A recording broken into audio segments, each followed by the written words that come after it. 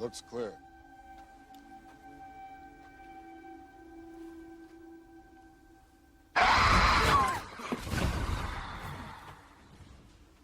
You said clear. I said it looks clear. What's it look like now?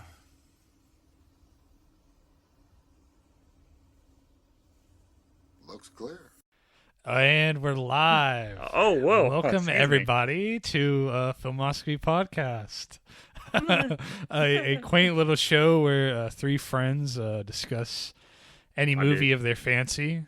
I am your host of this episode, Owen. With me are my two guests. That's what they are. Cody, say hi. And then Lance, say hi. Hello. Hi. Today's episode is on the 2000 American science fiction horror film. I'm totally not reading this just off Wikipedia. The American science American film about like, America. America. Can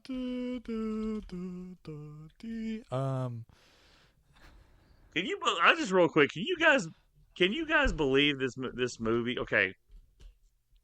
I have a mixed bag on this movie. The mixed bag is really at the beginning of it. I like the second half. Spoiler alert. Yeah. This movie feels like it could be a sci-fi TV movie. Yeah, I mean that is exactly the kind of tone this movie has. And here's the thing: is I guess I'm going to spoil it. We didn't even say what it was, but I mean I'm assuming. Yeah. 7 minutes in heaven, and we're back. Hey! Seamless cut. Yeah, like nothing happened. So what I was gonna say was the movie we're doing, if you can't read, is Pitch Black. What if? Okay, hold on a second. Hold on 1 second. If this person, let's say we got one person in New Zealand that listens to us, and they are blind.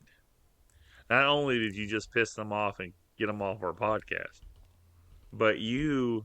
Well, here's another thing. I think can't Peter Jackson read. sucks. He's from Australia.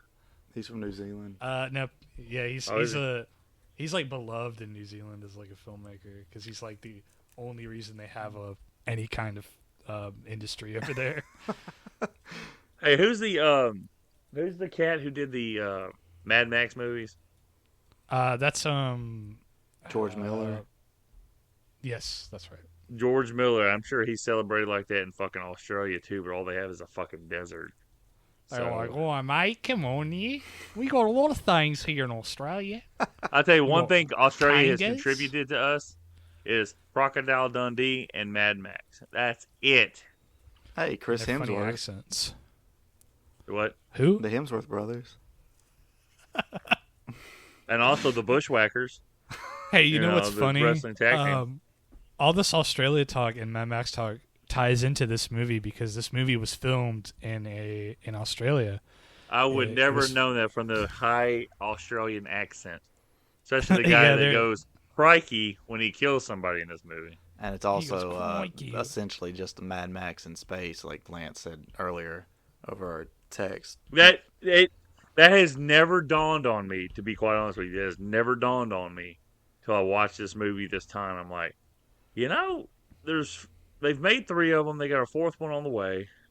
It's Vin Diesel, and it's made by the same people. Like it's the same. It's the same director for all 4 of these movies. Speaking of, Yeah, it's kind of like it's got that survival, like group survival kind of thing that the Mad Max movies Well, have. the next one, evidently, here's the thing that was crazy, is the next one, Chronicles of Riddick, because I saw that one, like, when it came out in theaters. And me and my family enjoyed it. That one's got a terrible Rotten Tomatoes review, which is fucking weird. It says, oh, that movie's too big and bombastic and shit like that. And I'm like, I thought it was fucking awesome. Like, some of the special effects on his eyes are way better than in this movie. Yeah, this ones are kind of rough, but that's kind of the thing about it with me is like a lot of these special effects, they're very early aughts and they kind of suck. Mm-hmm. But Wait I till don't we know. get to Jason X, baby. even Yeah. there's speaking of early aughts and stuff. One of my criticisms of this is like the costume design and it doesn't match with like It's the not- hairstyles that people have. Yeah, it's You know, not. It's not slutty enough. Well, like a lot of the actors or the characters just look like actors in outfits. You know what I mean? Like I mean, their I don't- visual appearance doesn't help you buy into them as a character. It literally just looks like, Jacob went into the costume department and threw something on, and he's So are got you his, trying to he's got say his it's early kind- aughts curly hair and his doofy face. Like the dude that plays Johns, he looks kind of goofy. Yeah, that's what I'm talking about. Yeah, Johns. Oh, okay. Yeah. He's That's, like the Cole Hauser. Yeah, he's the biggest example of this. Where like just looking at him, it's like I do not buy for a second that you belong in this group. He looks like he is in like a Smash Mouth cover band or some shit, Hey now, But- you're a rock star. Get your game. Hey on. now, Yo, you're Vin play. Diesel. Dude, Get your goggles on. and let's talk about the intro to this movie. All right, Vin Diesel's Yeah. dialogue in the beginning of this movie, I could not understand a freaking word he was saying. Yeah, the funny thing is that throughout the film, the actual filmed speaking parts, he doesn't really like do that voice. Yeah, which, it's perfectly fine, but like in that beginning they. but the funny thing is, he does do that, if I recall correctly, like in the sequel and stuff, and he does it in the video games too a lot. Yeah, his voice in this movie is very like he hadn't found the character yet. And this movie, I feel like I don't know any of the production. It just feels like it was shot on a very tight schedule. Like we can do a couple takes, but it's not like we can master this shit because I don't think they thought it was going to be this big booming thing. I think this is before Fast and Furious, the first one. Yeah, this is. Is it? I feel like First it one- is. the This is first one was 2000. late 90s. I don't know. I feel like Furiosa. maybe 99. The Fast see. and the Furious. It's about family, dude. Too No, it's too fast. The 2001. Fast and the Furious. Yeah, it's 2001. Okay. So this is like he still hadn't made it big. Obviously, that was his first big break with Fast and Furious. But it's like at the end when the chick gets killed, the dollar store looking Charlie's Theron. I thought that's who that chick was originally. The Australian, the chick doing the bad, like almost me-esque Australian accent. Yeah, she I'm about to sneeze. Excuse me. When she gets killed, god damn. Oh wait, she's actually Australian. My bad. Well, to quote the guy in Tropic Thunder, "You're Australian. Be Australian." Excuse me, Kangaroo Jack. So he's talking to Robert Downey Jr. when Downey Jr. is wearing blackface in that movie. I'm just a dude playing a dude. What was that? What's Guys, dude, that it's like I'm a dude disguised as another dude. You're the dude who don't know what dude he is. And then Ben Stiller's like, "Or are you dude playing a dude because you don't know what really dude you are?" And he goes, "Huh? What? What is this?" That's a movie that we'll have to cover one day because it is endlessly quotable. It is not problematic whatsoever, and it is like one of my favorite movies of all time. To quote with my buddy with Alex, I showed it to Cody. Me and Alex, we had just met. I'm like, "Man, you ever seen Tropic Thunder?" He goes, "Yeah, I love that movie." And we just instantly were quoting it. So, but in this movie, when she gets taken away, because she had said, she goes, "I say I die for them, not for you." Come on, Riddick. And then she gets stabbed and taken away by one of those creatures. He's like, "Not for me, not for me." It was a weird call out. Yeah, I think he meant to like do it Yeah, like I don't know what he better meant by than that. that. Do what? What did he mean? What did he mean by that? No, because she had just said, she was just saying, "It's like I say I died for them, not for you." She was helping him, and he was like, "Not for me." I don't know. Yeah, it was a and then callback she to that died. scene. Then she died for him, and then for some He was reason he like- just screams that for some reason. Yeah, it's like, "Not for me." I mean, it was weird how he screamed it out. Like even the word choice is weird now that I think about it, but the way he did it, I'm like, this has got to Yeah, be the way like he like was- one or two takes. The way he was yelling at it was almost like it was sounded like a joke or something. Like he was like, "Oh, not for me, huh?" Hey, what if he was just like Nelson from Simpsons? He's like, Yeah, He's just he like- goes, "Ah." But like, Maha, that's something from the Three He's like, Stooges. I think that He part turns into Andre the Giant. He's like, Hulk Hogan, we coming for you. Andre can't say that. Nah, he's French. He can say what the fuck he wants because he's 7'5", 550 fucking pounds. Andre said, "Omelette du fromage." I'm not. Say it or say it, Dexter. Omelette du fromage. Hey, you know what's sorry. I'm sure Cody will remember this in the first Home Alone. When she goes, you know, Kevin, you're what the French call les incompetents. And I have a guy that works at train who is from Haiti, and I'm assuming their first language they speak is French. And so I'll sit there, I'll just go to him. I'm like, I'll do the Tom and Jerry thing when Jerry's little nephew's French. He's like, bonjour, monsieur pussycat. He's like, weto, charlotte, weto. And he'll just look at me like I'm stupid. But then the first time I ever did that, les incompetents, he goes, you say that really well. And I go, I know, man. I can mimic a lot of fucking things. I don't know what the fuck it means, though. So, Lance, is it you who does probably the Cleveland quote where he's like, "Oh, you're what the Hispanics call El Terrible." Oh, no, that ain't me. Oh, Peter, somebody, you're what the Hispanics call El Terrible. maybe that's you, Cody. I don't remember who does it. Yeah, I do that quote. Cody will do his little fake French accent when he says "bon croissant." Do it one time, Cody. Bon croissant. I just think it's the funniest thing in the world that Cody does. I don't know why, but it just brings me great joy when he does it. And it would be like, if for all the old heads out there used to be a show called All That came on Nickelodeon, and it's kind of like a kid's version of Saturday Night Live. No, that's a dark. That's Are You Afraid of the Dark? No. From behind the scenes. Oh, my bad. I'm talking about in front of the scenes though. So like. It's a Saturday Night Live kids type of show, but before they would do the musical guest, Keenan from Keenan and Kel, he's also on Saturday Night Live, would be in a bathtub in a raincoat with a rubber ducky, acting like he was speaking French. Like, he would say something that means, and it'd be something real stupid. So when Cody does it, croissant, I think about Keenan doing that shit. I'll find a clip and send it to you guys, but it's just fucking hilarious. So, let's get back to Pitch Black, the Australian space opera that is a side quest of the main Star Wars story from Episode 1. Dude, it's actually not an Australian-made production, though. I don't give a fuck. Well, don't work for my narrative, brother. Don't work for me. It don't work for me, brother. You guys can't believe how disappointed I was. Like today, for some reason, I thought this weekend was WrestleMania. I don't look at fucking news. So, I'm over here like, man, we're going to do this podcast and WrestleMania is going to be on. I'm sitting in my living room watching this movie at 2 o'clock thinking this, right?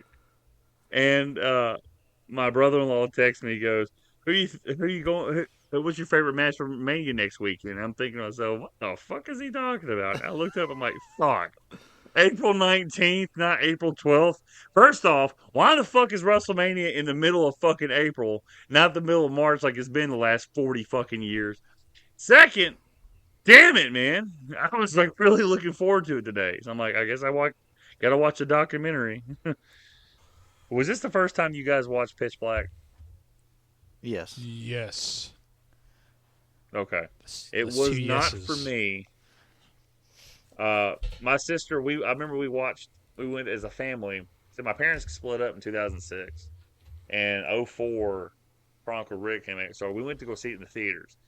It was actually at the old theater by where you used to live by, Cody, on Madison Street, the little dollar theater that Squidward worked at. Yeah. That's when it was still a main theater for us.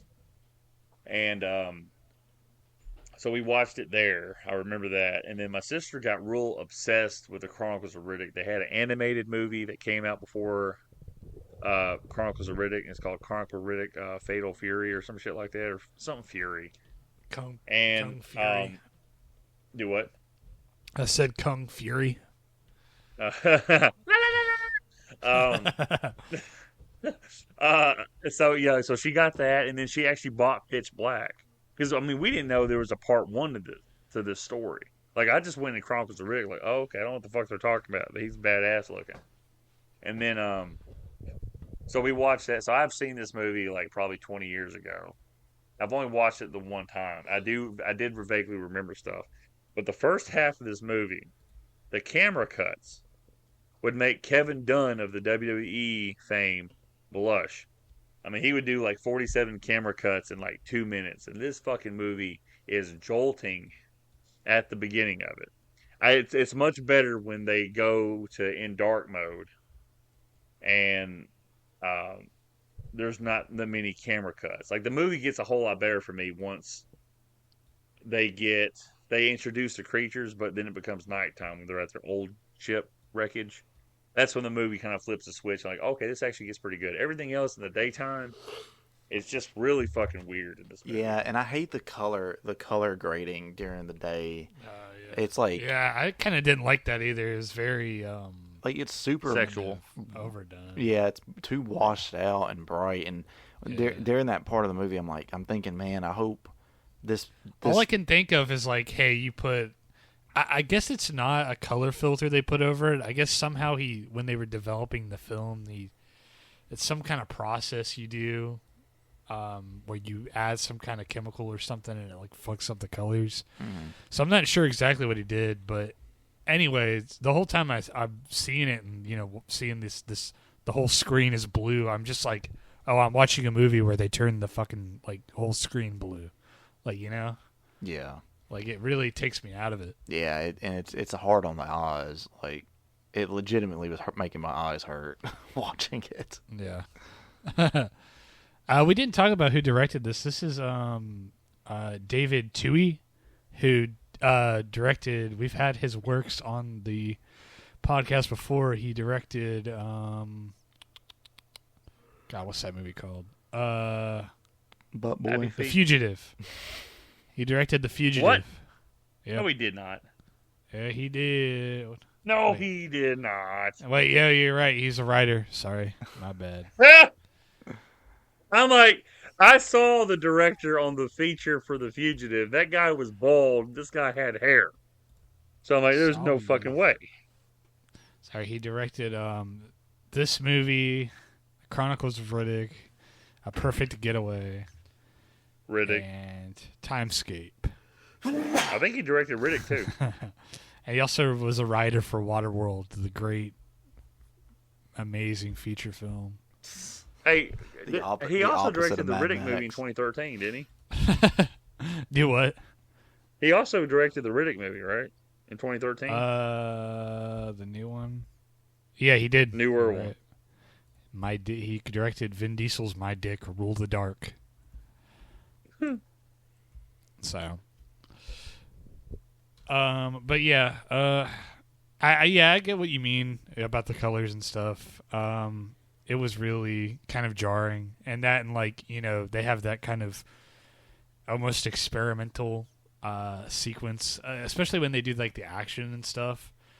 Like when Din Diesel's character is choking out choking out John's, and it's like fucking you can't even tell what's going on.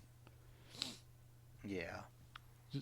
Or like when the crash landing's happening and like they're doing all sorts of crazy shit to like the aspect ratio and the perspective and like stretching it out and stuff like that. It looks really weird. So, but I agree. But yeah, what Lance was saying about the movie not getting any interesting really until at least until the creature shows up, I completely agree. Until it turns black. Yeah, I mean until it becomes pitch black. I mean like I was very disinterested in the movie up until that point as well. Like obviously I was already kind of like put off by like we talked about the colors and all that sort of thing. And Vin Diesel. You're like, ugh. well, Vin Diesel is like whatever in the beginning, except for that intro where you're What about Hey. What about when they shoot the guy and then it like does like a zoom up to him like drinking like a martini on like top of the rubble and he's like, hey.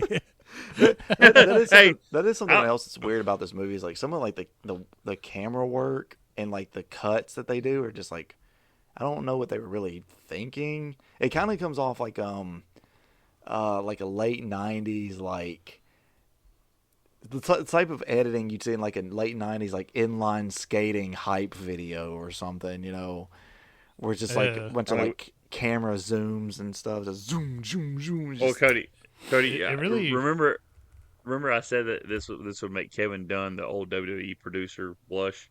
Because if you remember, you watch his stuff. Like he got booted out when the sexual deviant stuff of Vince was coming out because he was a part of it. But if you would see somebody get hit with a chair shot, it would be camera cut, camera cut, camera cut, camera cut, camera cut. It would be jarring when you watch the shit. And that's why I made the joke like this would make Kevin Dunn blush because it is like breakneck. Like this movie does not know what the fuck it wants to do. And then, like I said, when you get to the ending, when it becomes the isolated on a in space type movie, almost like a bad CGI looking alien movie, it gets really good at that point. Like for where it was, I'm not saying this movie is a great movie, and probably not even setup. I thought the setup was fine for me. Like, do you guys just have a problem with the pacing of like the beginning or? Yeah, it's everything in the daylight is just fucking weird. Like it doesn't know what like Cody was saying, what kind of smoke screen it wants to use on the video. Like there's a thing on. Well, I mean, outside of the visuals, I mean, like. But that's the biggest thing, though. I just don't think it's interesting. Like they crash into the planet or whatever, and it's like, okay, cool, what's going on? And then it's just like, oh, what do we do? Where do we go? What do we do? Where do we go? Where do we do? Where do we go? Oh, where did Riddick go? Oh my God, what do we do? It's just like, it's that for like 30 minutes. It's like, okay, like, can we like get this moving? Like, we got to do more than just wander around with our thumbs in our asses. And Riddick kind of playing around with him, like, oh, I could stab her in the back, but I'm going to take a piece of her hair and snort it or whatever. They're trying very hard. How does she not know? Play. How does she not know how she got her piece of hair cut off? She reacts nothing to it. Well, how does the other guy not see him? That's what I was like. I think it's he's John. Pitch black. I think it's John's that's standing next to her. He's pitch black. Yeah, but like, it's not like he's behind a solid wall. Pussy. It's not like he's behind a solid wall. He's like inside of a giant rib cage like a or rib something. Cage, yeah. It's like, how do you not see? It's pitch black in that rib cage. He's in a rib cage that looks like a xylophone. But what I'm saying is like he was too busy thinking about that pussy. You know what I'm saying? Because remember we texted the text messaging where I was like, he looked inside that butthole and goes, yeah, that's pitch black. And that's what he's thinking about. God. He said, "Oh man, I'm about to stay." He's like, "My red dick. You want to see my red dick? You know what I'm saying?" Damn, baby. No, the thing, more like like redonkulous. I thought it was. I thought the setup with the character of John's was kind of funny, or not funny. Sorry. I thought it was kind of interesting.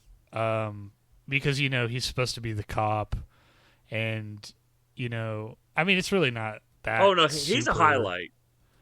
Yeah. Yeah. Well, just the play that they do on him where it's like, oh, the cop is actually like a piece of shit, Yeah, because like, he's like actually a piece not of a cop. Shit druggie. Yeah, he's not even a cop.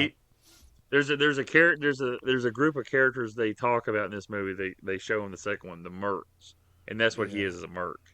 They say, you finna get murked, punk. But no, like him, John's, Vin Diesel, obviously he's the main character, and then Keith David's character, the Arabic preacher, are like the best 3 acting jobs, and Vin Diesel is number 3 on that list. What about but those 2 guys? Rada Mitchell's character. That's the chick that looks like Charlize Theron, right? Yeah, her character's name is Philip J. Fry. I don't know who the fuck that is. Are you talking about the teenager? No, I'm just fucking around. Carolyn Fry is her name. Philip She's Fry the pilot. is Futurama. Yeah, that's why I said it. Because I knew her last name was Fry, but I couldn't remember the first name. But is that who you're talking about? Is Wikipedia. are you talking about the Yeah. teenager? No, the teenager's name's Jack. Oh. Off. They attracted to her blood. They say you pussy be bleeding. You got a tampon. You're a woman? He's like, I could smell that pussy bleeding from a mile away. So yeah. It's about family. Hey, what does he say in Friday the 13th? Too. He's like, yeah, anybody menstruating, just watch it. The bears, they can smell you. Yeah.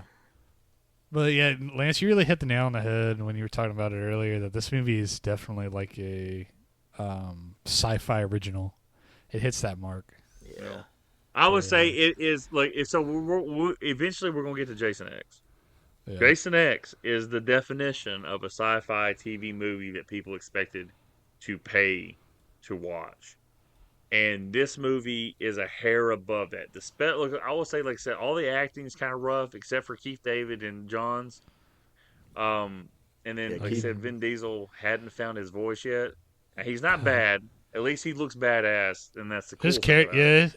His character's interesting. I can see why people really liked him and why he liked playing the character. Yeah, there's a story I got to quick tell. Like I just read this earlier, but so like those three, but everybody else is kind of like, it's like it's very, like you can tell the budget of this movie and the special effects of this movie in the daylight. When it goes dark, everything looks better. Even the characters look pretty rough CGI wise in the dark. Thankfully, you don't see that much of them, but it's just much better. Like I said, when we talked about the Evil Dead movie we just did, like I guess a year ago.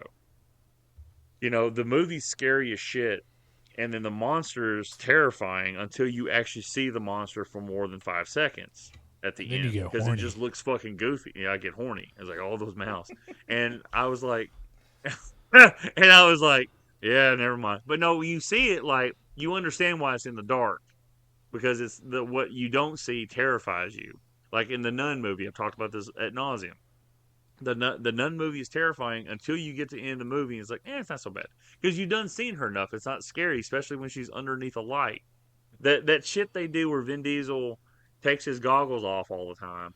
It's because in wrestling, and that's all it goes back to wrestling, but it makes sense. When you're wearing a mask and wearing face paint, people can't tell your facial reactions as much. You have to do different ways of selling. This is just them. When somebody takes the mask off in a movie, or takes the goggles off like he's doing, or takes the mask off like Kylo Ren does, it's because they want to portray a reaction on their face that they can't do it through the goggles or through the mask. And it's bad storytelling.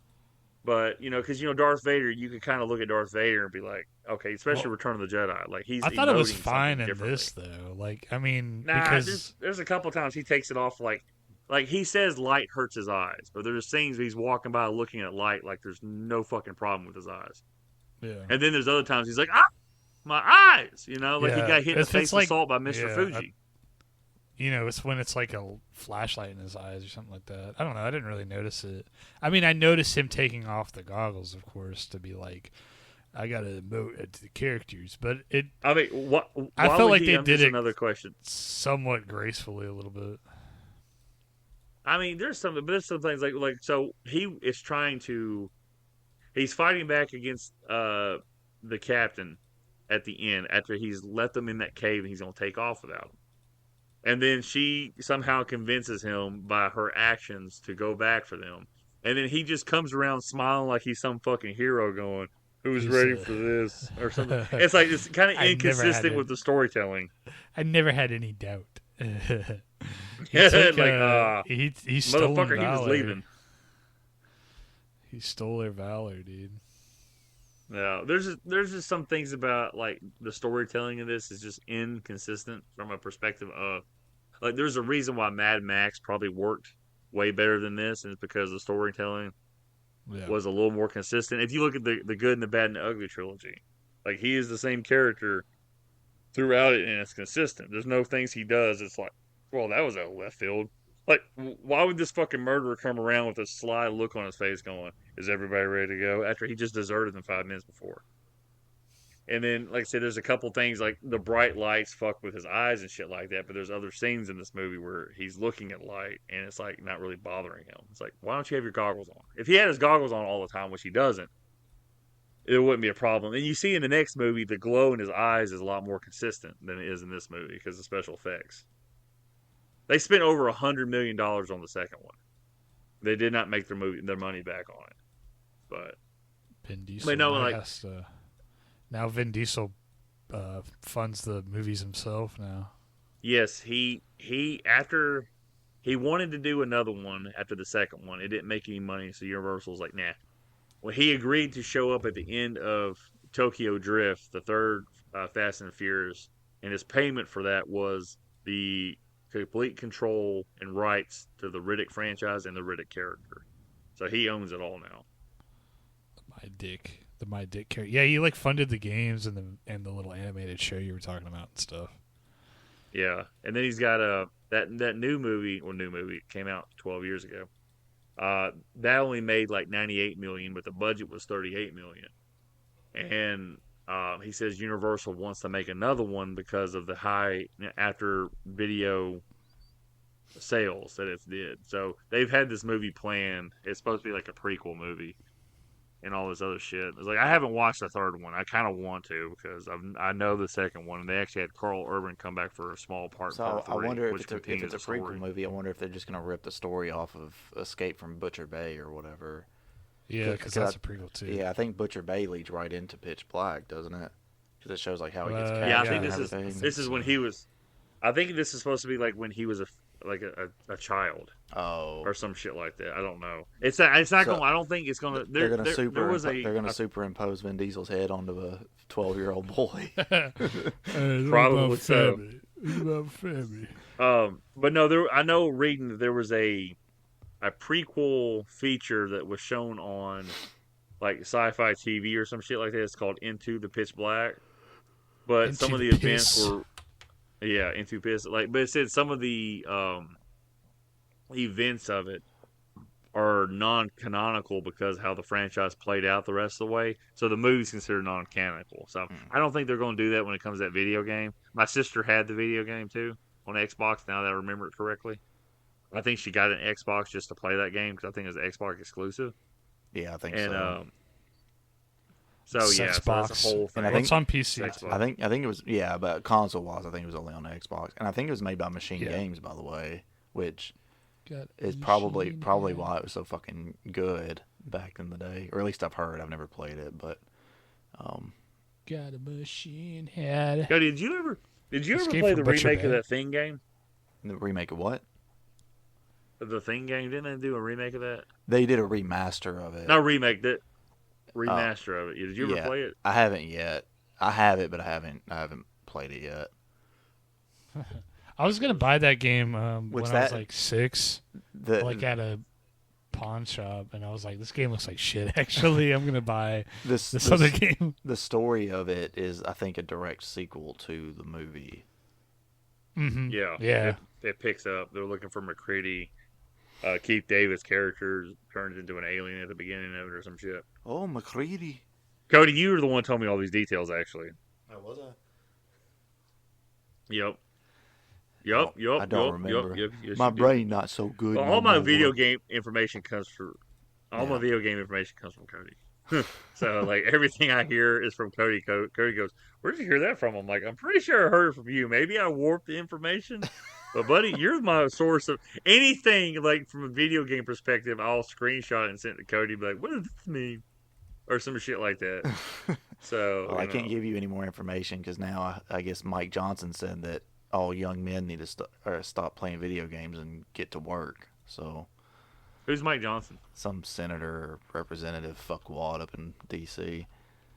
Get to work, buddy. He said young men need to stop playing video games and go to work because they're draining resources. It's like, that's funny coming from a. Well, Mike Johnson needs to suck my cock.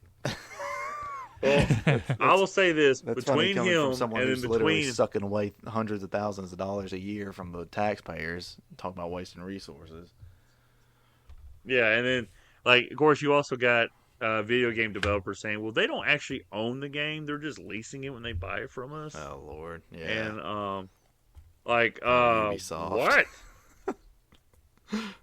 Like, boy, oh boy, oh boy. I tell you one thing. Like I said, like none of the games I have right now on my PS5 mean that much to me. That's why there's no physical copies of the game. Like the Predator game I bought for PS4, I think that's the last physical game I bought was Predator. And then Friday the 13th, I wanted to make sure I had the physical copy because eventually it would get delisted and all that. So that stuff means something to me. But like Mortal Kombat 1, ultimately that game doesn't mean shit to me because of like how the story played out. But and then like I said, there's nothing special about the cases unless you're gonna fork out $125 for a fucking steelbook. Which I forked out like $60 for the Venom 3 steelbook and the Nosferatu steelbook. But hey, it's fine. Man, you want to talk about game prices being ridiculous? The Nintendo Switch 2, right? They announced that the new Mario Kart game is going to be $79.99, and that doesn't matter if it's physical or digital. It's $80. The only way you can get it cheaper is if you buy the bundle, which is only it's the cost of the console plus $50. And it's the console plus a digital version of Mario Kart. But they're only going to sell it for the first few months that the console's on the market. And get this stupid shit here. If you want to get, because they're releasing Nintendo Switch 2 editions of some of their games, right? Which are just enhanced, higher frame rate. Yeah, it just runs a better frame, better resolution and shit. If let's say that you're someone who goes out and buys a Nintendo Switch 2 and then you want to get Breath of the Wild for the Nintendo Switch 2, like that version of it, you have to pay $90 for that. How do they even just so you can't, if I didn't watch the full direct, can you plop a Switch 1 cart into the Switch 2 and just play it like that? Yes. Or do you have to Yes, you can. Okay. You can play it like that. If it has a Switch 2 edition, then I think if you own the game in some form, whether it's digital or physical, you can pay sort of like what PlayStation does, where you pay a like an upgrade fee, sort of like, for example, Days Gone Remastered comes out later this month, and if you already own Days Gone, then you pay $10 to get the PlayStation 5 remastered version of Days Gone. Nintendo is doing something similar, but I'm not sure how much the price is for that. But I just think go ahead. The price is like fucking insane. Well, that's insane. Like, I for don't a give a game shit. that- I don't give a shit what game it is. I'm not paying $80 for a game. Period. For Mario you- Kart. The funny thing is Cody, the you said- audience that targets too. It's casual gamers. They're not going to want to spend fucking $80 to play Mario Kart with their little bastard children. And one thing too, Cody, you said that the new Switch runs at like the same pixel rate as a PS4 Pro, the last edition of PS4. So essentially, I mean, the best comparison is it's a PlayStation 4 Pro, like on par with that as far as tech goes. So you've got something that's less technologically advanced than the modern consoles that we have, PS5 and Series X, but you're charging $450 for the console and then $80 for the games. And I think a reason that the games are so much is because they're using cartridges still, right? And cartridges are more expensive than printing on a disc. And I get it, You have to manufacture the cartridges and shit yeah, themselves. and the problem is with these games now, they have to print them on like 64 gig cartridges, so it makes them more expensive. And don't you have to download? There's like ones that you have to download. so like it's just a cart. There are comes with a download code. There are some third party games that are going to be released where the price isn't going to be as high, so they'll be $60 or $70 or whatever, and they come on a smaller cartridge. That's why they don't cost $80. So they come on like the smaller cartridge size, and it may have a small part of the game on there for it to do a download off of that. But yeah, for the most part, you're literally just using it as a way to claim the license so you can install the full game onto your console. Can't wait to see Nintendo fail this generation. No, what's funny to me is like Nintendo is obviously I mean, I guess from a casual perspective, it's probably the number one console over Sony because more kids play it. Yeah. Well, But- the Switch was cheaper, and that was kind of why it Yeah. sold more. It just appealed to casual. The Because the like Switch people didn't- who would never buy a fucking like game console just bought it because it was cool, basically. the Switch, Cody, sold more than PS4, correct? I know we talked about this last recording. The Switch. I don't. Let me. It see. had to have, right? I mean, it's just below the PS2 for how many sales, right? Let me see. Yeah, PS2 is the best-selling. It's definitely sold more because it sold 150 million units, and I think the only thing above it really is the PlayStation 2, and I think it was another handheld. I want to say maybe the Nintendo DS, or like the Yeah, only probably. things that have sold more. So yeah, I don't know. It'll be interesting to see what happens. We'll see what goes down. Nintendo's is like, I know the tariffs and stuff here have made Nintendo put a pause on even letting people pre-order the console here because they now are having to take into consideration if they need to adjust the price to a higher price. And some analysts are thinking that when they do announce a new pre-order date, that Nintendo may be selling the Switch 2 for $549 as opposed to $449 like was originally announced, which will just make it sell even fucking less. I mean, it's like, yeah, you're going to get your hardcore Nintendo fans to go out there and buy it up front, right? You're always going to have that with every console no matter what. They did the same thing with the Wii U. But, and, you know, trust me, I mean, we have a Wii U. But the thing is, like, you're going to turn a lot of people off of that because at that cost, you know, who's to say, like, if you're someone just looking for, like, a good portable system or something, at that point you may as well go get a Steam Deck. I mean, because you're already paying about the same damn price anyway. And I mean, the only thing you're losing out on is are the Nintendo exclusive games. But unless you give a shit about Metroid Prime 4 or Mario Kart, who cares? And you can emulate on the Steam Deck, No. but don't tell anybody. Yeah, that too. But and also, like, there's reports that Xbox is going to be putting out a handheld, and there's talk that Sony is also working on a handheld. So, like, Nintendo, and I know they're doing what they got. I think that's a mistake.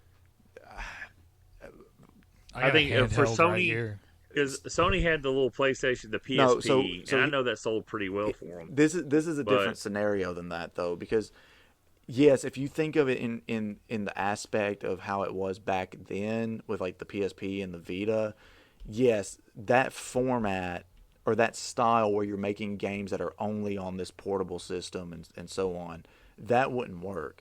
Well, the thing that they're doing is that they're supposedly making a handheld. So, like, oh, I have this handheld, sort of like the Steam Deck, right? So you have this handheld. It's like, oh, I own these PlayStation 5 games digitally. I can now install them on my handheld and be able to play it wherever. That's the idea behind what they're doing. Not necessarily, oh, well, this is the PlayStation Portable 2 or whatever, and you now have to go out and buy games that are made for this thing. It's a way for you to be able to carry your games with you no matter what. It's where no matter where you go, which I like that idea. I think that's a good idea because, like, whenever I have to go travel for work, it's like, okay, well, I can install Madden or whatever the fuck to my handheld and just take it with me and play it in the hotel or whatever, you know. Yeah. So It's the same thing for My me whenever question- I have to go. And I'm like, I got my Steam Deck and I'll play, I don't know, fucking Subnautica or some shit. I don't know. yeah, I'm just a basic bitch over here with my PS3 and my PlayStation 5 on my old 40-year-old table I have here and my PS4 downstairs. Because I'm just like, I'm very traditional. Like, I'm gonna leave the video games on the television, not on my phone, because I've already got porn on my phone. I ain't got enough time for that. You can do But I'm both just- though. I mean, I have. It's Fine. weird when you're trying to jerk off to a chick named Danica Collins and you're playing as Scorpion in Mortal Kombat 1. It's kind of weird. That's only better. Adds to it. Speaking of Scorpion, Lance, are you going to play Fortnite now that Scorpion's in Fortnite? Well, Is he look, really? I Yeah. will. He is, yeah. So the thing that bugs me, everything about his appearance What's he in there is like fucking awesome, except his maskless version. His maskless head is based off Kuai Liang's head in Mortal Kombat 1, but literally everything else about his characterization is like Hanzo Asashi Scorpion.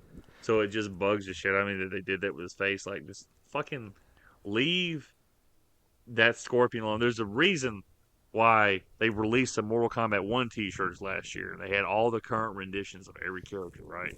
Except for Scorpion. He was based off like Mortal Kombat 3 Scorpion, which is Hanzo. It's like, yeah, they even know that Scorpion's not very popular. Yeah. So it's like, I don't know why they did that with his head. So, I mean, I don't know what the fuck's going on in Mortal Kombat. Like, this game has to be coming to an end soon. Like Mortal Kombat 1, they want to sit there and say, we're going to do it for years and years. It does. It That's does not the feel like case. it's probably winding down. I know that they Which I is thought it was funny 'cause it's- already done. no, because they announced. So like, there's been rumor recently because of the Madame Bo Rumor cameo. has it, woo. Rumor has it, woo.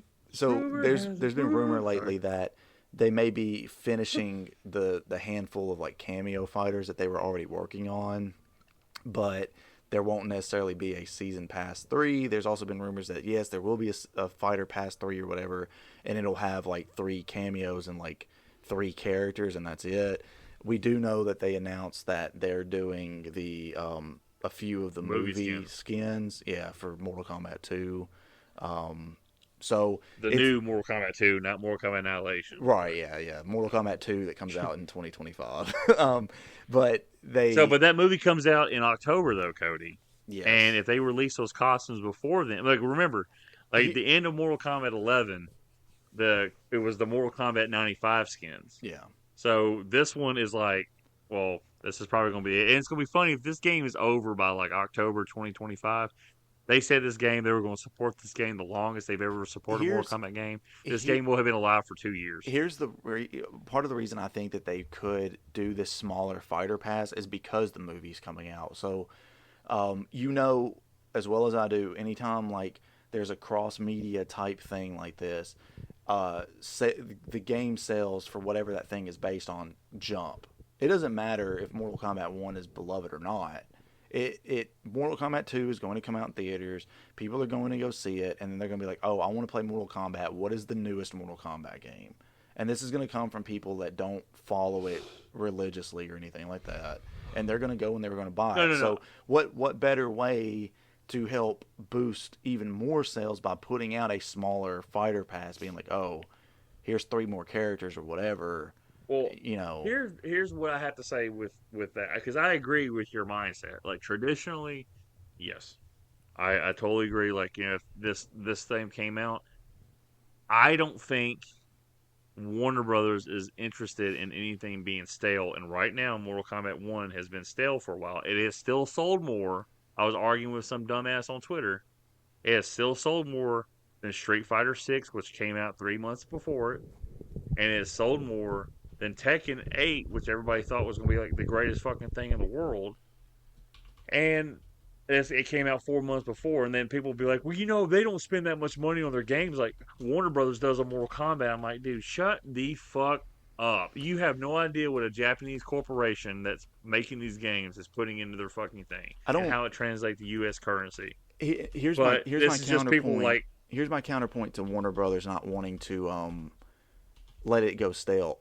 The fact that the movie comes out will mean that it will not be stale at least for another several months, because it will boost interest in it. And Warner Brothers doesn't have anything in the near future to make money off of. So that's another thing. Right now, Mortal Kombat is their best bet on trying to bring in more revenue while they work on getting whatever else they're working on out the door, being the Batman game that Rocksteady's working on, which was probably several years out, and Hogwarts Legacy 2, which is probably another 2 or 3 years out. You know, so I think that's why they canceled that DLC, by the way, because they're like, oh, well, just all the stuff you're doing in this DLC, they're probably just going to put it as part of the second game or whatever, because there's already been reports that they're working on the second game. Now, this is the way I look at it too, because you got to like this from the business perspective of it. Warner Brothers has not been keen on making great decisions. Period.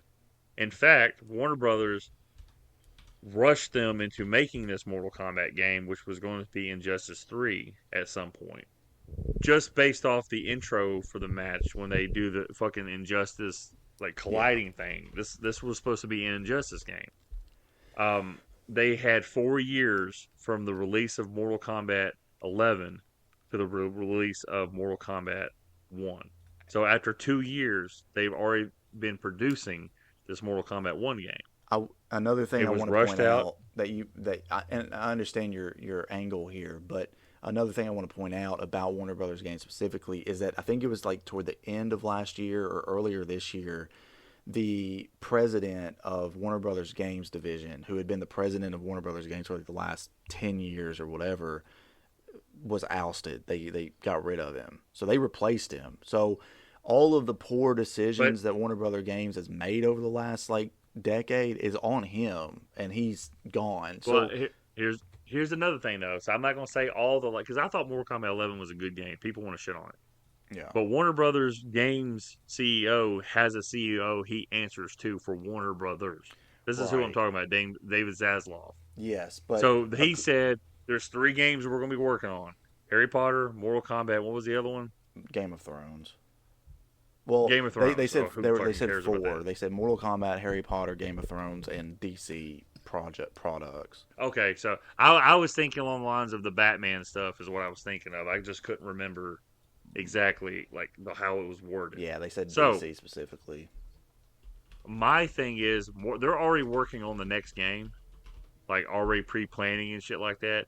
Whatever team they have on Mortal Kombat 1 right now is to literally put in these last few updates and costumes coming up this coming year and to support the game while everybody else is doing pre-playing on the next game. Because Warner Brothers has already known this game is not going to sell as much as the last one did, because the last one sold 15 million. This one sold 5 million. And they know they've lost momentum because you can just look at online how many people are playing this game. Not a lot of people. And that's like the whole Floyd thing, the Pink Ninja, everybody was all excited about it. It skyrocketed a little bit. I don't know how Fortnite's business has done for Mortal Kombat, period. I felt like if it was going to boost it in sales, we would have heard some news.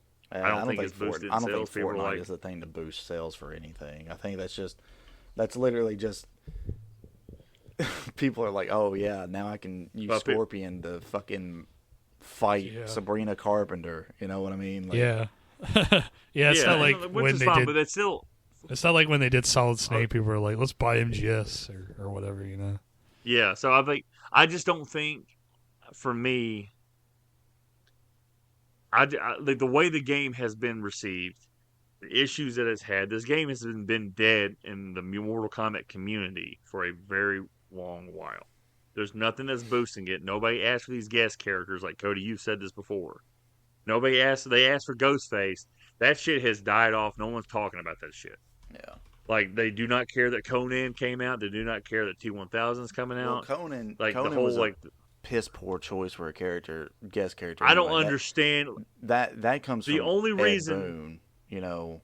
Oh, I know, but see, the only reason you would ever look for me to have Arnold Schwarzenegger's likeness in the last 2 games, either you had some kind of deal where you could work it out for a cheaper price for 2 games, or the second game, the biggest complaint people had about a Mortal Kombat 19 was it wasn't Arnold's voice, that you were going to correct that. You did not. You have the same guy coming in impersonating his voice again for Conan. And I don't hear this bullshit. Oh, Arnold Schwarzenegger doesn't want to be associated with a violent video game. He put his voice in the fucking Predator game. He recorded 20 minutes of dialogue about his charter. And then I went to That the game is chopper, extremely violent. And then I went to the chopper So, and I jacked it's- off. I mean, at least they got Robert Patrick Yeah. as the T-1000 come in and got his voice and his likeness and shit like that. But for me, like I said, Mortal Kombat, I just don't think I think they're already rushing to the next thing because they want they need to just cash in step the away money. from Mortal Kombat for a minute. They need to go back to doing That is not- Injustice or just something else, and That just will not let happen. Mortal Kombat breathe. Because I think that also know. hurt Mortal Kombat 1 anyway. Because I think we had already gotten into this rhythm with NetherRealm where it was like, okay, Mortal Kombat, Injustice, Mortal Kombat, Injustice, and then it's like Mortal Kombat, Mortal Kombat. So it's like, okay, well, you got more Mortal Kombat. And so you didn't give it time for people to miss it, right? So that already is going I know, to... but that wasn't Ed's decision though. No, I understand that. That was the former CEO or president or whatever of Warner Brothers Games. That was his decision, because Mortal Kombat 11 made so much money that they're like, oh, well, now we're going to put out another one because this makes way more money than Injustice does. But the problem is, people have invested this money over the last few years into this. Now you're putting a new iteration out that you want people to reinvest more money in because you're starting from scratch. And again, you've already had Mortal Kombat for this last several years, so why would you expect the same number of people to rush out and jump into the next one like that? It's just, it doesn't work that way. The thing is, though, everybody was excited about Mortal Kombat 1 when it came out until we got the story. Because everybody thought, okay, it's a brand new beginning. That's what they built it as. Turns out it was another chapter in the multiverse saga. Yeah. And ultimately, people do not like, and what has really hampered this game, and I really believe if this game did not have this, it would have sold more. Nobody likes the cameo system. They just want tag team fighting. I don't think Mortal Kombat devs understood that. It's like, hey, we want to have single combat or we want to have 2v2. This cameo system's kind of fucking stupid, especially if my cameo gets hit, it does damage to my bar. What the fuck is that? So that's the biggest thing. That was their biggest misstep. It's like, we wanted to do something different and reinvent. It's like, no. Come up with a good story. Come up with some awesome gameplay and give us tag team. People will love the fucking game. This is arguably the best roster on a Mortal Kombat game since Mortal Kombat 9. Unfortunately, nobody likes the fact you gave Cyrax and Sector vaginas and you made Sub-Zero number 2 into Scorpion. That's a big thing because those characters have huge fan bases. One of them is the logo of your fucking company. So that thing, those changes they did, and then you have people online like trying to turn this into a political thing, like, oh, you don't like this, to try and make it like it's some woke battle, which it's not. Like, we just want an updated version of the character that we like, but give us an option to like the classic version of the character. They're like, well, you have the cameos. Again, cameos, cool. They don't really fucking work. Scorpion's cameo does not throw a spear at you. He throws a spear at me to get me out of dodge.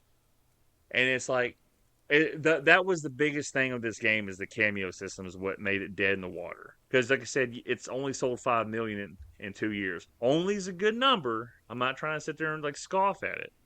I think fighting game community is down in the general because, like I said, Street Fighter's only sold 4.3 million. Tekken's only sold 3 million.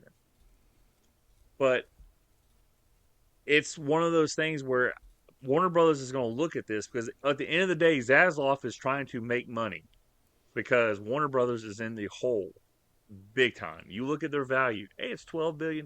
Cool. Let me look at Disney. $200 billion. What the fuck? And they're the nearest competition. Like, they didn't have enough money to buy the NBA rights like they wanted to. NBA was like, all right, we're out. So I could see them being like, okay, let's go back to the drawing board. Let's do a remaster of Mortal Kombat, or let's do a complete remake of Mortal Kombat. Well, that's, yeah, I mean, and those are going to be direct orders to that. Because if they're going to do a DC game, like we're going to focus on Batman and stuff like that, why would they have Injustice 3 and a Batman game out at the same time? Well, I mean, they've done it before. That doesn't necessarily matter. That was 15 years ago, though. No. I mean, Injustice, the first Injustice didn't come out until like 2013. But that was 12 years ago. You had 2000, you had Arkham Knight or Arkham Origins or whatever. Arkham Origins come out around the same time as the first Injustice, and then you had like Arkham Knight come out relatively close to the second one. But anyway, I think Warner Brothers is going to do something to try and capitalize on the fact that Mortal Kombat 2, the movie, is coming out, beyond just having these skins that come out months ahead of time. Like, you either do put out another combat pack that's smaller, right? You basically finish up the work that was already being done on one before it was talked about that it may be canceled or whatever. Because it doesn't require that much more effort as opposed to like starting from scratch on it. Or you do something like, there's been rumors for years about, they're doing like a remake of the original of the first 3 games or whatever. So you put something else like that out, and that kind of bolsters the brand a little bit until you get to whatever the next thing is. But we'll see. It's also very possible the movie comes out, that's all it is, and they're done. But I guarantee you when the movie comes out, you're going to read articles that are like, the sales of Mortal Kombat 1 jumped by fucking 50% or whatever, because it happens every time. It happened when the Witcher series came out, and every time a season of that comes out, like the Witcher 3 sales just jump through the roof.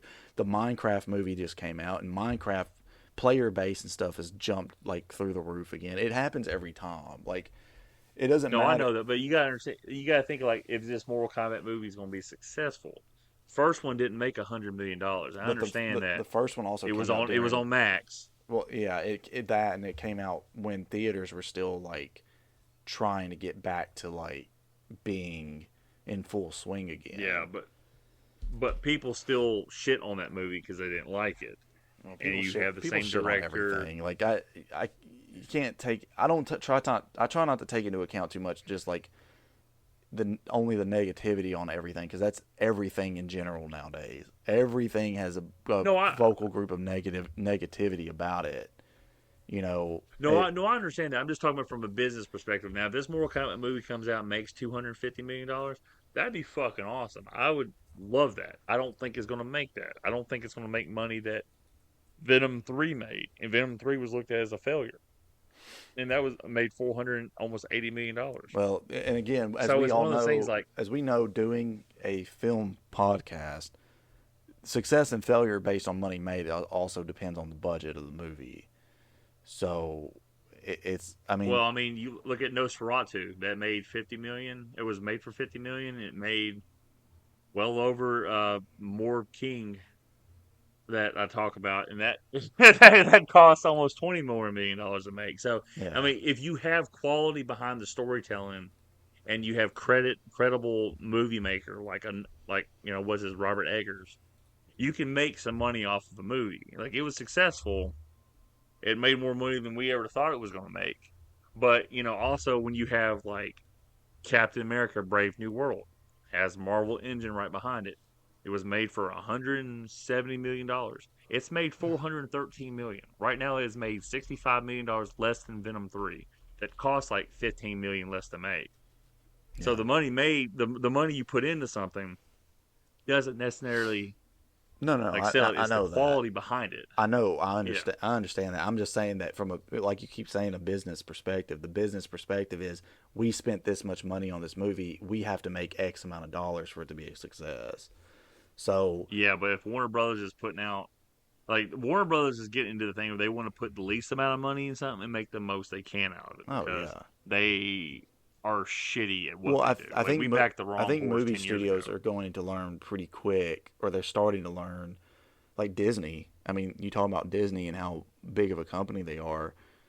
Look at what they've done this year. Like, yeah, Captain America is probably just barely broke into the profit area, but then you got Snow White that's just a complete fucking flop, like absolutely losing tens of millions of dollars. So it's. Did you go watch that one? No, I don't want to see that. I don't even really like the original Snow White that much, so I didn't care to see it. I think the first Disney movie I'm going to go see in theaters this year is probably the Lilo and Stitch remake. But because that actually genuinely looks good. I will say this: like, we went on 2 tangents. Let's finish this movie. Yeah, sorry, Owen. I was like, there's not really much to talk about this movie. Owen's over there taking a nap. It's like, I don't give a shit about any of this. Owen's like, who did Lance mention? Danica Collins. Let me look her up. I go, what'd you guys say? This movie, like I said, unfortunately, there's not a lot to talk about though. Like, hey, there is like one the funny next thing one. I found out that originally Riddick was going to be played per studio insistence by Steven Seagal. Oh no! Are you for real? Yeah, I'm for real. Apparently, David Toohey did not want Steven Seagal. He did not want to work with him, so he was vehemently opposed to doing it, and that's how they got Vin Diesel. Hold on one second. There's and I'm sure Cody remembers seeing these commercials like years ago when they were advertised on A&E, the Steven Seagal Lawman show. It turns out he was a cop for like 20 years, like a part duty cop. Oh yes, I remember know what those you're talking too. about. Steven Seagal, So, man. Bob and Tom, this syndicated comedy show out of Indianapolis, plays all over the country. They used to have someone call in and be like, "Hey, Bob and Tom, it's Steven Seagal." They're like, "Steven Seagal," and whatever the fuck they were talking about, they were talking about like surgery that day. He goes, I made my living in the movies. The last 20 years I've been a cop, but the last 35 years I've been a part-time open-heart surgeon." And they're like, "What, really?" And he'd be like, "Yeah, actually, I'm in the middle of surgery right now." And he's like, "I'm making a decision here." And all of a sudden the dude wakes up and is like, "Yo, man, you Steven Seagal." He goes, "Oh," he woke up. Yeah, man, I get that a lot. You need to lay back down." He's like, "Oh, no, man, you Steven Seagal." He goes, "All right, yeah, man, just calm down." He goes, "All right, easy, Jackie Chan." He's like, "Oh," he just called me Jackie Chan. "How about Chinese ninja style?" And the guy's like, he acts like he's getting hit and shit. So that's what I always think about with Steven Seagal is just it made me limited in the movies. So the fact that he was going to be in this movie and they said no, it's pretty funny. He said, "Hey, why don't we speak English?" Yeah, I was going to say, like, Owen, what's the immortal line that you like to say from Steven Seagal? Yeah, that's Where a he's, pretty good one. He's like physically imposed on a blue screen Yeah, onto a Chinese-made movie. Yeah, so so Steven Seagal now, a lot of the ways he makes his money is by being in Chinese movies, but he's too lazy to actually go to China or to learn Chinese, like how John Cena did. So all he does is he stands in front of a green screen like you hear in the States, and then he'll deliver his lines, and they'll just fucking like put him in post. It's not even in the States. Doesn't he live in like Russia or Belarus or some shit now? I think you're right. Yeah, you're right, because he's really popular in Russia for whatever reason. They're the only other place that likes him. Loves Putin.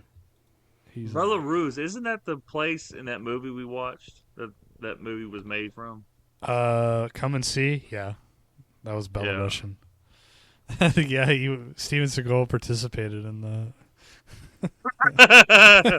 He's like, "Hey, you know that cow y'all shot on screen? Let me have that. I'm gonna make you some stuff." Nah, I was talking more about the original historical context of the movie. Oh, so he was actually okay. Yeah.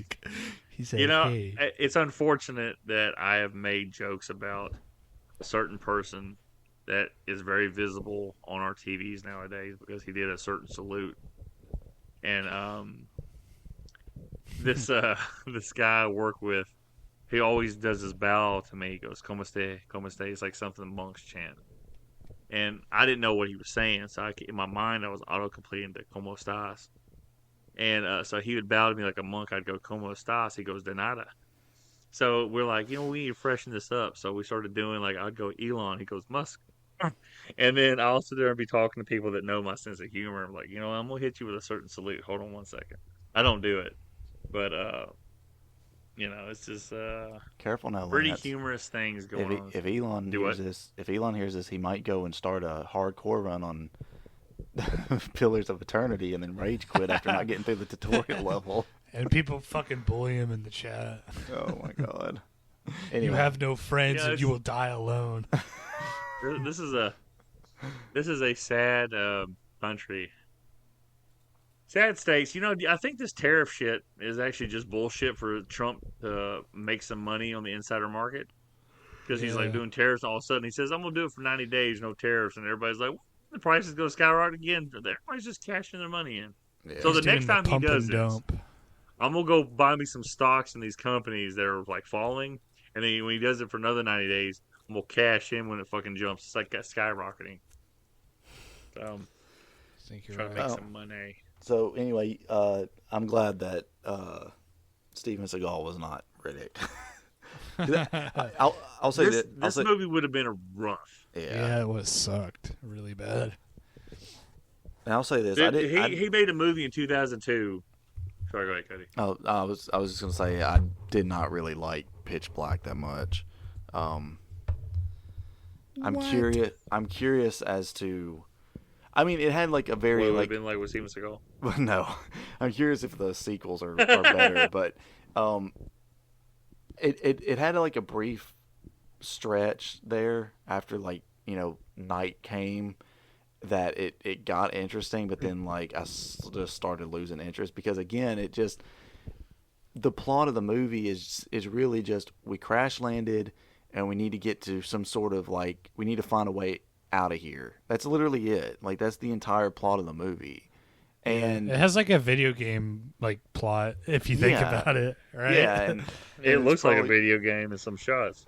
and so it's like the only difference here is like, oh well, the first act is all in the daytime, and then night comes and there's this whole like reveal of, oh well, Riddick can like he has his eyes or whatever, he can see in the dark, which is why he wears can those see goggles people in the naked. day. I can see your crotch is burning, and He's like, not for me, not for me. but like really, like, Hey, yeah. that's all it really boils down to, and it's just not interesting. It doesn't. I don't know, and I guess because I know that there's sequels to the movie, it's like, okay, well, I know Riddick at least gets out of here, so I don't feel any tension as far as like his safety, and I never really grew to care about the other characters enough to really care if they lived or died either. Not about Keith David? Are Yeah. you kidding me? Keith mean, David, he does come Inshallah. back in part 2. Keith David David is does. the best actor in this movie, hands down. Yes, 100%. But when I think of Keith David, Yeah, I say I'm he was never in top going to 3, think, and he wasn't 2 and 3. I'm never going to think of his role as Holy Man or whatever in Pitch Black. It's always going to be Spawn and Arbiter and Captain Anderson or whatever from Mass Effect. Just other. Okay, there's one scene I gotta talk about real quick before we wrap this up.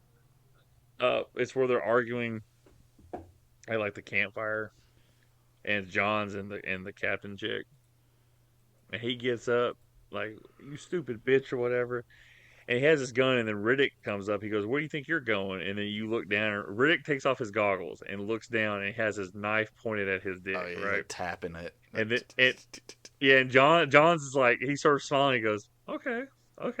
Just sits down, and for some reason, I mean, like that's one of the scenes when Riddick takes his goggles off to look at like campfire, and he's like pointing at his crotch. I'm like, okay, it's kind of funny. He's like, all right, I got you. But yeah, it's like I said, I was making a joke like this movie looks like a fucking video game at sometimes, like a PS2 video game. Like I said, I don't know. Let me look at the success of this like box office because we didn't really go over that. Yeah, Owen Oh, didn't do his job as a host. Yeah, well, the budget was 23 Well, I took million, over. and the box office it made 53.2 million. So Man, so it barely made money, Yeah. and I didn't like I said I didn't know this movie existed. Like I remember when Chronicles of Riddick came out, they were advertising the shit out of that movie. So it's like, in Universal, man, they have like a really poor track record for flop.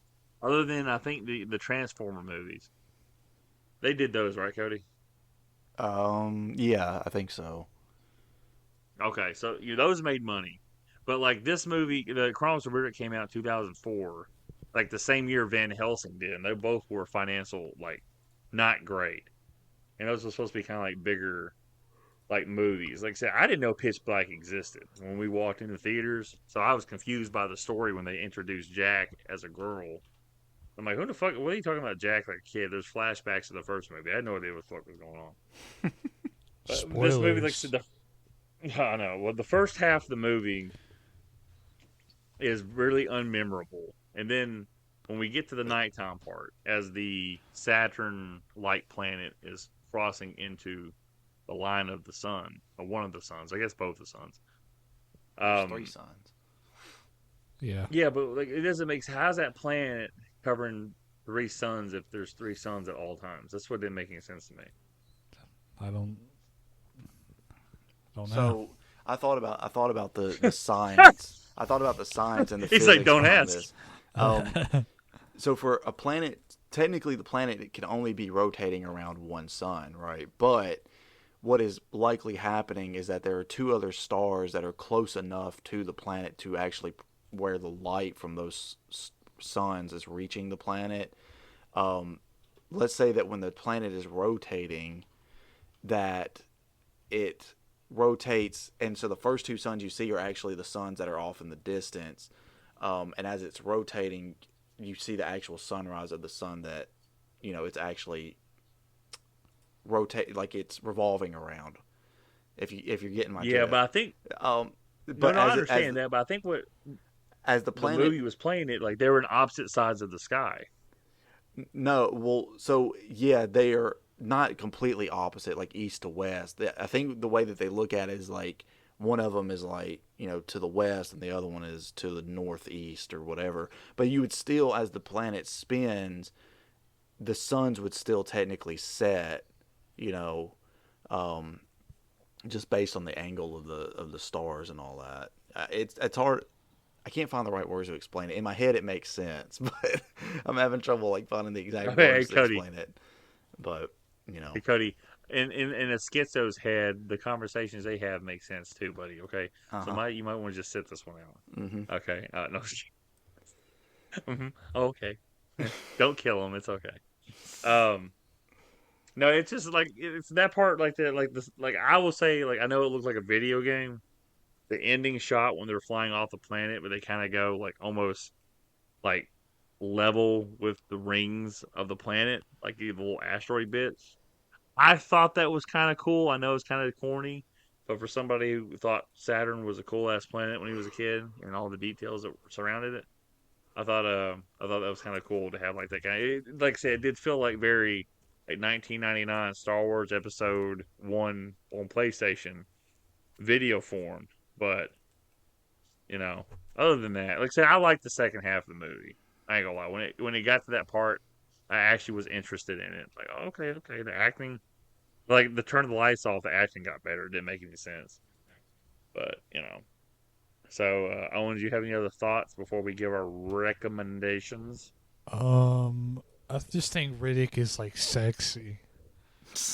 Okay, yeah. It is. I think it's funny with Vin Diesel because I notice these things as somebody who has also had hair loss. That, like in this movie, he still has stubble because he hasn't lost all of his hair yet. I mean, by the next Riddick movie, he's completely shaving his head bald. And then there's other movies that he's played where he wears a wig. But in this movie, I can definitely tell like this is his natural hair because there are spots that are getting thinner than other spots. And I don't know if he's putting motor oil on his head when he's shaving it with the knife when he's actually shaving, but he's actually not shaving anything. Like he still has hair there when he's shaving it, and it's just a weird fucking visual to put into the movie. Like I don't know, when the dude's about to throw up, the Johns guy, I guess he needs one of his fixes. Yeah. He needs one of his death sticks. So I don't know why that just made me think of. Other than that you talk about the throw up, that made me think of the scene from Step Brothers. Like, I think I gotta throw up. Yeah, when he's like, we're gonna get a divorce. Oh, don't throw up. No, I don't think I'm gonna throw up. So stupid. Well, yeah, that's I didn't, so I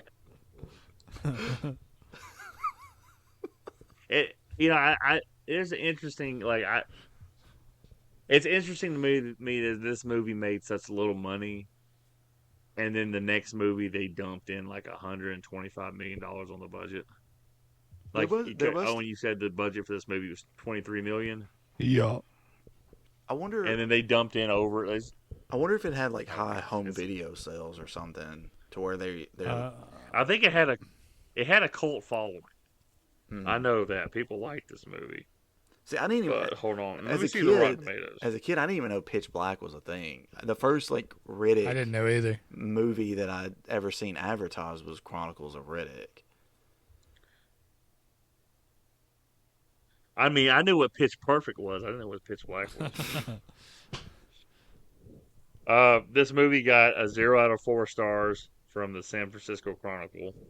Owen's boy Roger Ebert gave it a 2 out of 4 stars. And then this movie has for some reason this movie has a 59% Rotten Tomatoes. The next one has a 28% Rotten Tomatoes, and I like the second one. So we'll see how that one ages because I haven't watched it in a while.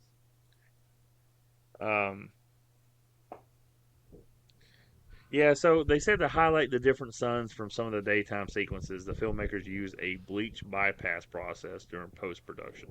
So one of the suns, I guess, has a different color because like at one point the screen looks like it's a light blue, and at the other point it looks like you pissed on the screen because it's like yellow.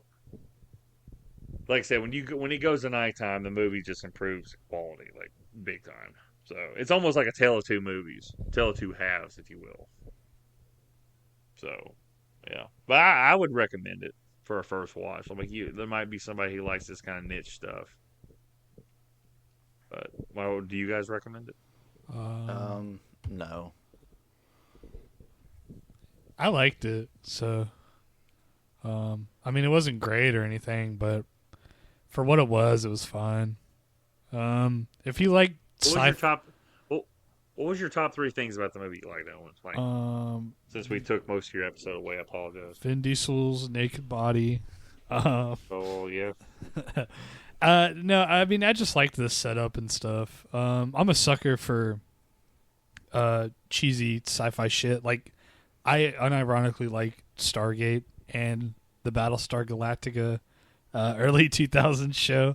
Like I like that kind of shit. So if you put something in space, I'll probably like it. And if it's like a shitty sci-fi original, I'll probably still like it. This is my one weak point. This is my one little guilty pleasure shit that I have outside of bad comedies. So About it. yeah, like Freddy Got Fingered. Yeah. Daddy, would you like some sausages? Well, Daddy, would you if like? you- I if you- unironically like that movie. Have you ever seen Event Horizon? Yes, well, no, actually, but I mean, I have wanted to watch it because it looks wa- really interesting. I watched it about a month and a half ago, I think, and it's actually pretty good. It has some of that late or mid to late '90s sort of iffy CG in some parts, but I think the story is like super good.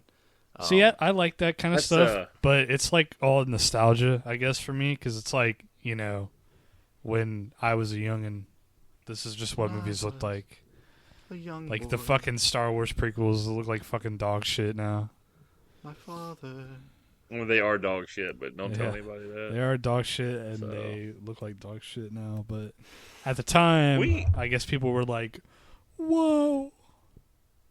Did we? I'm confused. I can't remember. I know we did the sequel trilogy. Did Those we are do the the only original movies? No, too? those are the only Star Wars movies we've done. No, we didn't do original or prequels. Okay.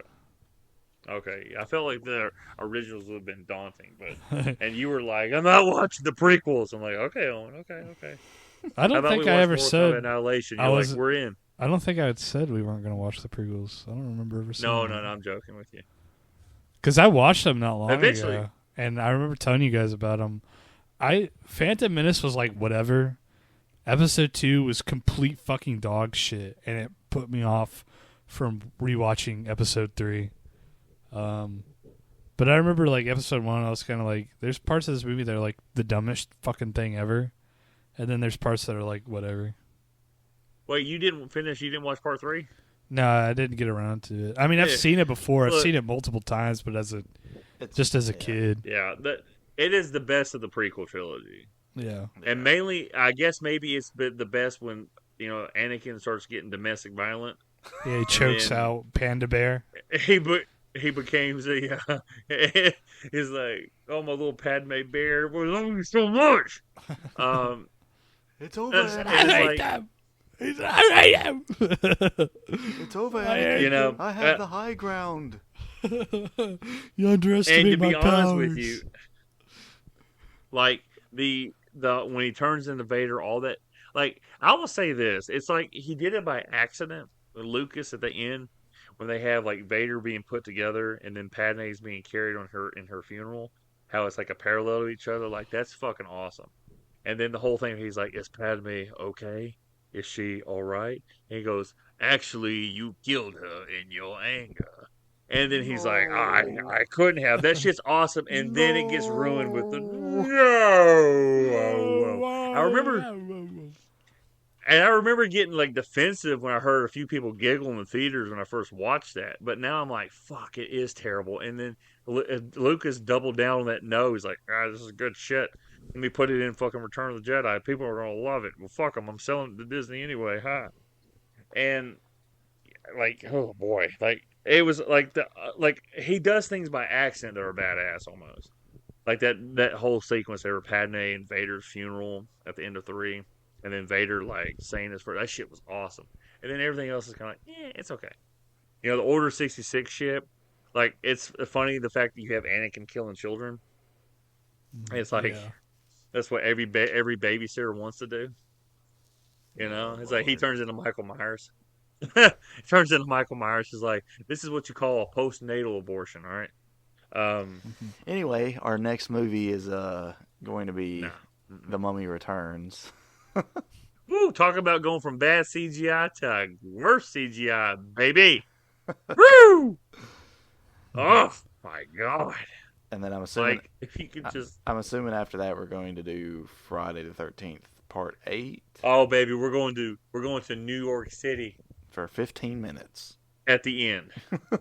Yeah, no, it's been like for a little bit, but before then, we're going to be on a boat, and it's not going to be like. Ashton Kutcher, fucking, what's his name?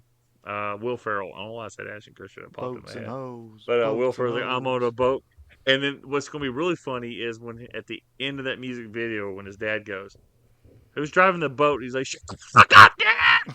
Like, there's a part where there's literally nobody driving the boat in Friday the 13th Part 8 because he's killed everybody. So it's kind of funny how there's parallels between Boats and Hoes and Friday the 13th Part 8. So Jason Takes Manhattan, in a way, is like a modern adaptation of the Demeter chapter from Dracula. Oh my god.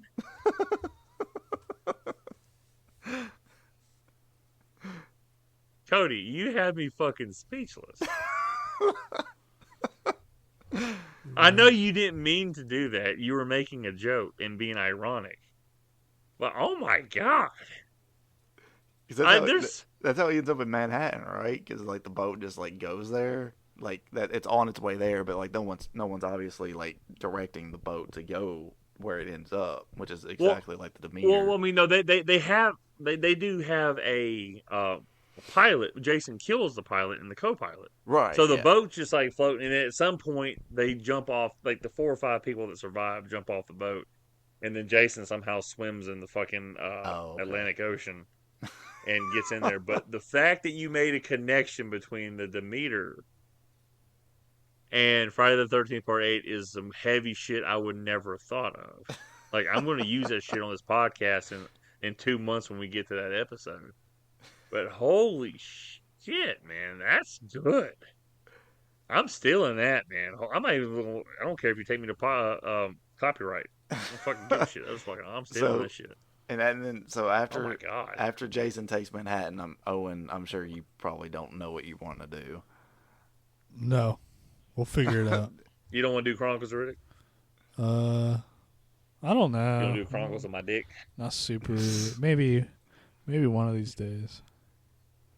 It's just one of those days. I hope. You just don't want to wake up. Everything is fucked. And everybody sucks. Jesus Christ, I can't get off this Demeter thing. I ain't gonna lie, man. Holy fuck, that was good, Cody. That was That was some ironic humor, and you just tied some classical shit to like some fucking like watered down slasher bullshit. This is good. This is the shit I pay you for as a friend. You know, I'm like, here's a monthly deposit for me being my friend. I appreciate it.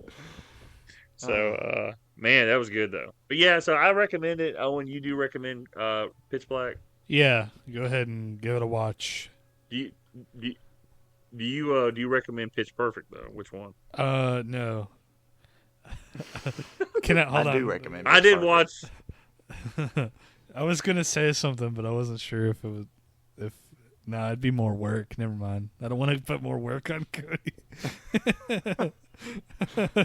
You can say it when we get off the air, but yeah, Okay, that's the end of this episode. We recorded for 2 hours. I don't know how much is going to make air. Cody Bate, get this down to 35 minutes and just say fuck it. But thank you for listening. If you've made it this far, God bless you. And could you like the podcast? Share the podcast with somebody that you think would like it, or somebody that you hate that thinks likes you. Then just send it to them to punish them or something like that. And then Sarah and Alex, my two loyal listeners, thank y'all very much. And yeah, so Filmoscopy Podcast. Search it on Google will be the first thing that pops up. It's a big orange label with the title and a camera going inside the other camera's butt because it's colonoscopy and it's for film. Go figure. And yeah, so thank you for listening. And as always, it's about family.